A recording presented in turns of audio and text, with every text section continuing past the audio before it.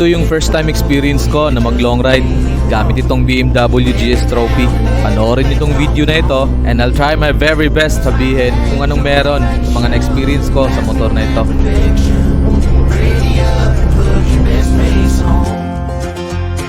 What is up? What is up mga boss, mga madam? Good morning.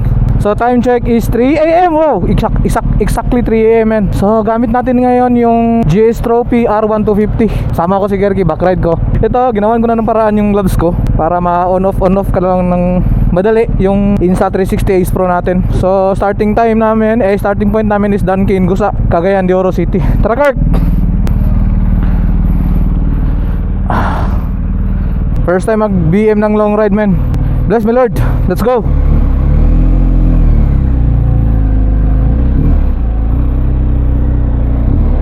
So, Davao 3am, ewan ko kung anong oras tayong dadating dun men. Di ko alam. Actually, may intercom naman ako. May intercom doon si Kerky pero hindi kami nag-connect. Kasi di ko alam paano i-connect yung ano men, yung Cardo, Paktok ko sa T-Max S Pro na Redcon. Sarap pala dalhin men. Basta long ride tong GS men. So, first time kong mag-ride ng gamit tong GS.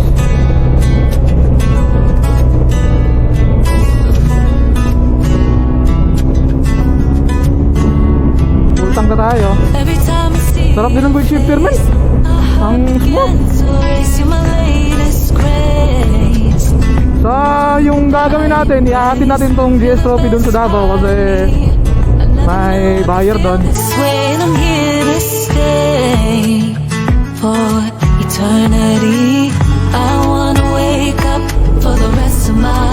So yung nakagandahan ng beam men kasi nakikita natin tong check engine, temperature, yung kilometer, ilang tatakbo, tapos yung volt natin, yung kuryente, PSI sa likod at sa kaharap.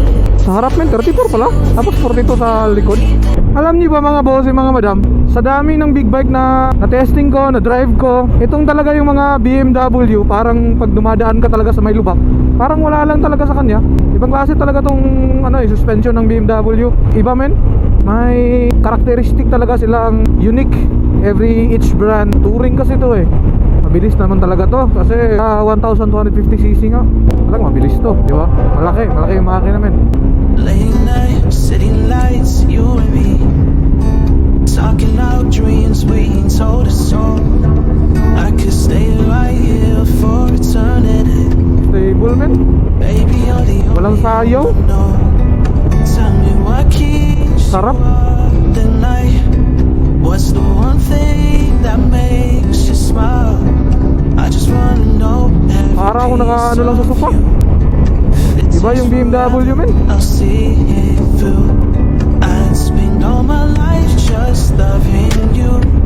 Every single day that I choose. Yan na po at ako yung halap Iba men, pag walang ilaw, bahala kayo dyan. I just wanna hold you close.